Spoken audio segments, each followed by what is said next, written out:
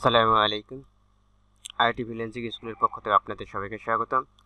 আজকে আমরা দেখব একটি letter mark logo, word mark logo design করা। ঠিক আছে, আজকে আমরা একটা ওয়ার্ড মার্ক লোগো ডিজাইন করে দেখব। তাহলে চলুন আমরা দেখি কীভাবে একটি ওয়ার্ড মার্ক লোগো ডিজাইন করতে হয় অ্যাডোব ইলাস্ট্রেটর সিসি দিয়ে। ঠিক আছে, আমাদের logo design related series playlist রয়েছে, সেখান থেকে আপনারা পর্যায়ক্রমে সবগুলো লোগো দেখলে আপনারা লোগো ডিজাইনের সব কিছু ধারণা পেয়ে যাবেন। ওকে, আজকে আমরা একটা ট্রায়াঙ্গুলার দিয়ে লোগো ডিজাইন করব। এটা এখান থেকে একটা দিলাম, এখান থেকে পলিগন টুলটা নিব। পলিগন টুলটা নেওয়ার পর দেখেন এখানে যদি এখানে এভাবে ধরে আমি যে কোনো জায়গায় একটা ক্লিক করবো, এক ক্লিক। এটা মূলত সাইড 6 সাইড থাকে, আমি এখানে 3 সাইড করে দেবো। 3 সাইড দেওয়ার পর এখানে ওকে দেবো। তারপর এটাকে একটা কালার ব্ল্যাক কালার করে দেই। তারপর এইটাকে আমি এখান থেকে এইভাবে ঘুরে দেবো।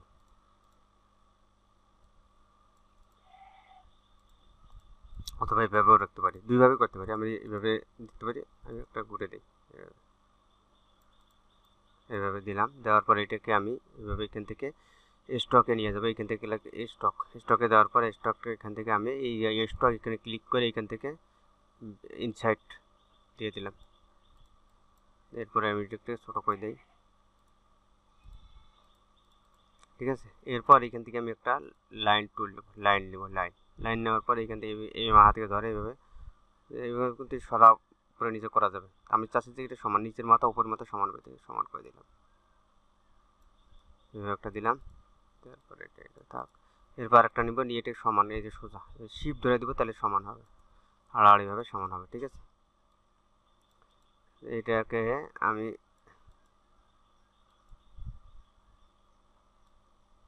এইভাবে রাখতে, আমি এইভাবে রাখবো না, এটাকে আমি চাইছি এই দিক দিতে হবে। তাহলে এটাকে এই লাইনটাকে সিলেক্ট করলাম, করার পরে মাউসের রাইট বোতামে ক্লিক করবো। করার পরে ট্রান্সফর্ম থেকে রিফ্লেক্ট। ওকে, দেওয়ার পরে এখানে 90 ডিগ্রি থাকবে। এখান থেকে কপি দেবো না, কপি দিলে তো আরও একটা কপি হবে। আমি তো ওকে দিলাম। ঠিক আছে, ওকে, এটা ঘুরে যাবে। আমি এটাকে এখানে রাখলাম। দেওয়ার পর এটা আবার আরেকটা নিব, এখানে দিতে হবে আমাকে। এখান থেকে আরেকটা ওয়াল্টার শিফট ধরে আমি এখানে দিলাম, কপি হলাম, এভাবে কপি করে দিলাম। এবার সবগুলোকে সিলেক্ট করব, করার পর এখানে স্টকে গিয়ে স্টকটা বাড়িয়ে দেবো। আমি দেখি 10 দিলে কেমন হয়, তো আমি এখানে 20 দেবো। একটু ছোটো করে দিই, 20 হবে না, আপনার পরিমাণ আপনার যতটুকু লাগে আপনি নিয়ে নেবেন। ঠিক আছে, আমি এরকম দিলাম একটা। এটা একটু নিচে নামিয়ে দেই। ওকে, এটাকে আর একটু এইদিকে দেবো। তারপর সবগুলোকে সিলেক্ট করব, করার পরে এখান থেকে অবজেক্ট থেকে এক্সপান্ড অ্যাপিয়ারেন্স দিলে শুধু একটা হবে, কিন্তু এটা হবে, এটাকে ভেক্টর হয়ে গেছে। ঠিক আছে, আর এইগুলো হয়নি এখন, তো আবারও এখানে দেবো অবজেক্ট থেকে এক্সপান্ড দিয়ে এখানে কোনো কিছু ফিল এবং এটা সিলেক্ট করে থাকবে, আপনি ওকে করে দেবেন, বাস। এরপর সবগুলোকে ধরলাম। এখানে আমাকে আরেকটা লাগবে, এটা আরেকটা কপি, অল্টা ধরে কপি করে দিলাম। এখন আমি এই দুটোকে ধরবো আর এই লাইনটাকে ধরবো, ধরে এই অংশটুকু আমি কেটে দেবো। ওই শিপ বিল্ডার টুল দিয়ে অল্টা ধরে দিলে কেটে যায় এরকম। ঠিক আছে, এরপর এখন আমি সবগুলোকে সিলেক্ট করলাম, করার পরে এখান থেকে এইটাকে এখান থেকে এরকম দেওয়ার পর আমি এখান থেকে একটা কাজ করতে চাচ্ছি, এটাকে একটু টেনে নেব। দেন এভাবে সিলেক্ট করলাম, করার পরে আবার সেই বিল্ডার নিয়ে এই মাথাটা কেটে দেবো, এই মাথাটা কেটে দেবো, এই মাথাটা কেটে দেবো, এইভাবে দেওয়ার পর এখান থেকে উইন্ডো থেকে পাথ ফাইন্ডারটা নিয়ে আসবেন, এখান থেকে নিয়ে আসবেন। নেওয়ার পর এখান থেকে ইউনাইট করে দেবো, সবগুলোকে একত্র করে দিলাম। দেওয়ার পর এখান থেকে আমি ডিরেকশন টুলটা নেব। নেওয়ার পর এইখানে আমি একটু বড় করে দিই, জুম করে দিই দেখার সুবিধাতে। ঠিক আছে, এখানে এখানে টুলটা নিলাম, ডিরেক্ট সিলেকশন টুল নেওয়ার পর এইখানে একটা ক্লিক, শিপ ধরে উপরের মাথা আরেকটা ক্লিক দেওয়ার পর আমি এটাকে এভাবে টেনে নিতে পারি শিফট ধরে, অথবা এই কিবোর্ড থেকে আপ ডাউন এবং লেফট রাইট, আমি লেফটে যাবে আমার রাইটে যাবে, রাইটে ক্লিক করে নিতে পারি শিফট ধরে। দেওয়ার পর এটিকে সিলেক্ট করে এইখান থেকে আবার পাথফাইন্ডার থেকে এখান থেকে ডিভাইড ক্লিক করে এটাকে ডিলিট করে দিলাম।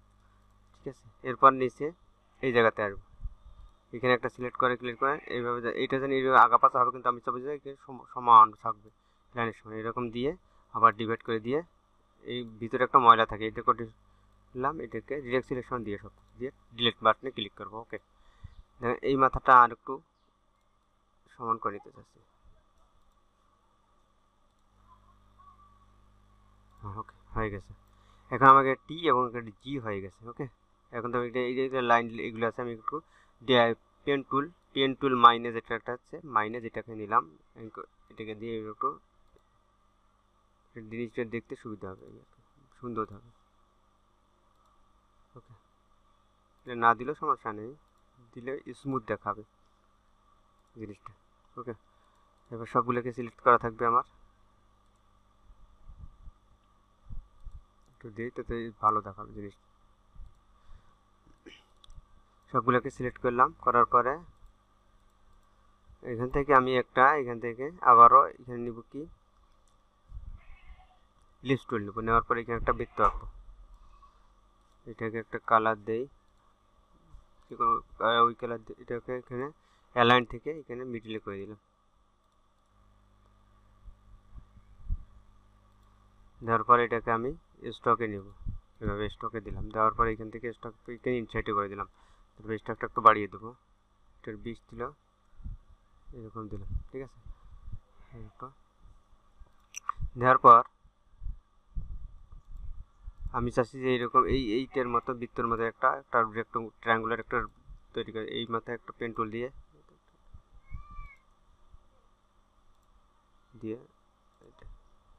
এটার একটা কালার দেই, যে কোনো কালার দিতে পারি। এটা দেওয়ার পরে এখানে সিলেক্ট করলাম, এটাকে সিলেক্ট করার পর অবজেক্ট থেকে পাথ থেকে অফসেট পাথে এসে প্রিভিউটা অন করে দেবো।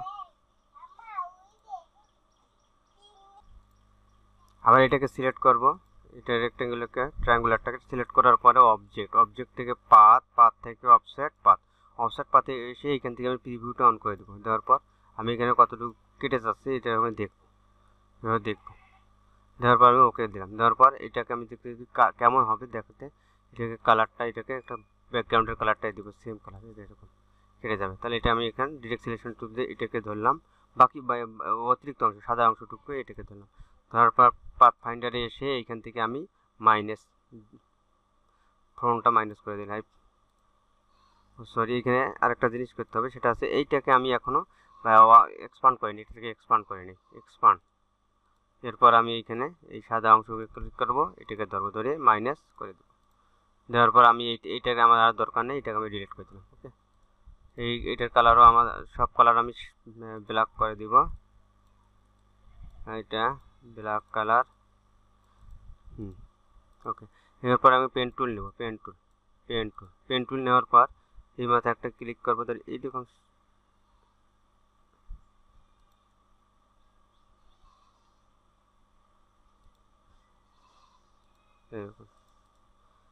আবার এটাতে এই মাথাতে দেবো, এটা পেন টুল আবার একটু ম্যানুয়ালি করে দিতে হবে।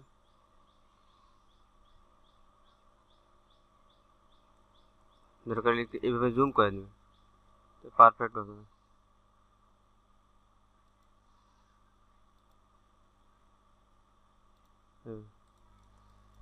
আবার এটাতে এই মাথায় এখানে 3টে মাথাতে এভাবে করে দিতে হবে। ঠিক আছে,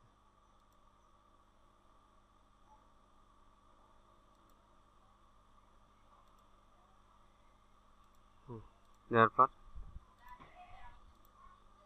এরকম করে এটাকে আবার সবগুলোকে ধরে এটাকে শুধু টেক্সটগুলো বাদে এটাকে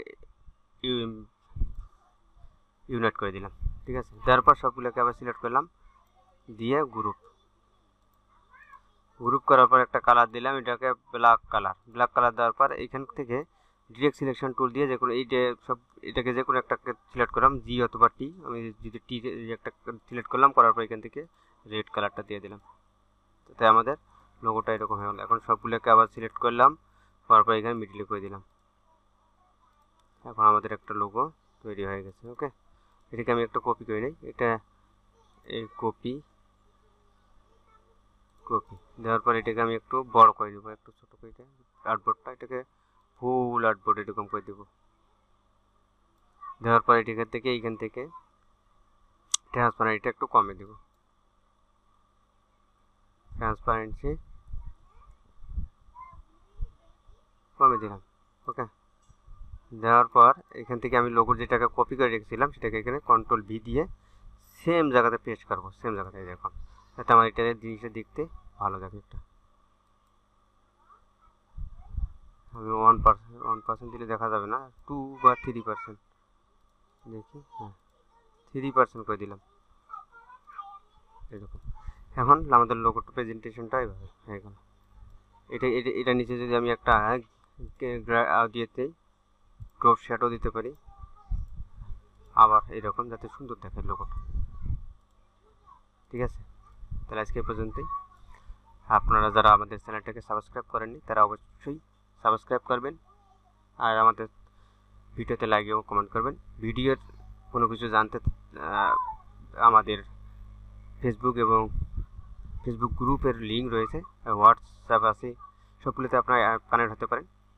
আপনাদের যে কোনো পরামর্শ বা মতামত জানতে পারেন, এবং আপনার কোনো কিছু জানার থাকলে ফেসবুক গ্রুপে পোস্ট করতে পারেন।